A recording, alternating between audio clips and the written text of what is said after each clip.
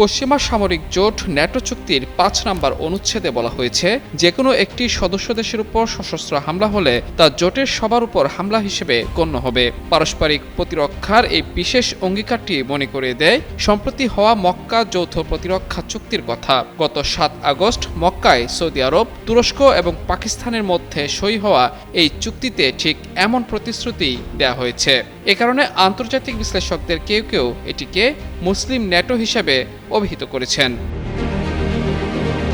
১ বছরের আলোচনার পর চূড়ান্ত হওয়া এই ঐতিহাসিক চুক্তিতে সই করেছেন সৌদি আরবের যুবরাজ মোহাম্মদ বিন সালমান, তুরস্কের প্রেসিডেন্ট রিসেপ তাইয়েপ এরদোয়ান এবং পাকিস্তানের প্রধানমন্ত্রী শাহবাজ শরীফ। ৩ দেশের যৌথ প্রতিরোধ ক্ষমতা বৃদ্ধি করা এই চুক্তির মূল লক্ষ্য। যদিও মধ্যপ্রাচ্য তথা মুসলিম বিশ্বের সামরিক ভারসাম্যে এই চুক্তি কতটা প্রভাব ফেলবে সেই প্রশ্ন রয়ে গেছে।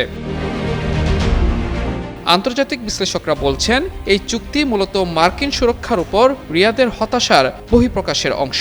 ওয়াশিংটনের দেয়া নিরাপত্তা ব্যবস্থা যখন ইরান ও ইয়েমেনের সশস্ত্র গোষ্ঠীর ড্রোন এবং ক্ষেপণাস্ত্র হামলা থেকে সৌদি আরবের তেল অবকাঠামো রক্ষা করতে পারছিল না, তখনই বিকল্প প্রতিরক্ষার কথা ভাবতে শুরু করে রিয়াদ। এই চুক্তিকে মার্কিনীদের উপর নির্ভরতা কমিয়ে আঙ্কারা, রিয়াদ ও ইসলামাবাদের মধ্যে সরাসরি নিরাপত্তা অংশীদারিত্ব গড়ে তোলার চেষ্টা হিসেবে দেখা হচ্ছে।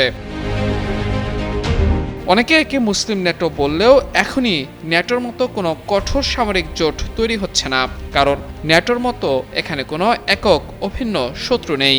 সৌদির প্রধান চিন্তা ইরানকে নিয়ে, তুরস্কের মূল অগ্রাধিকার সিরিয়া ও পূর্ব ভূমধ্যসাগর, মিশরের নজর গাজা ও লোহিত সাগরের দিকে এবং পাকিস্তানের প্রধান প্রতিপক্ষ ভারত।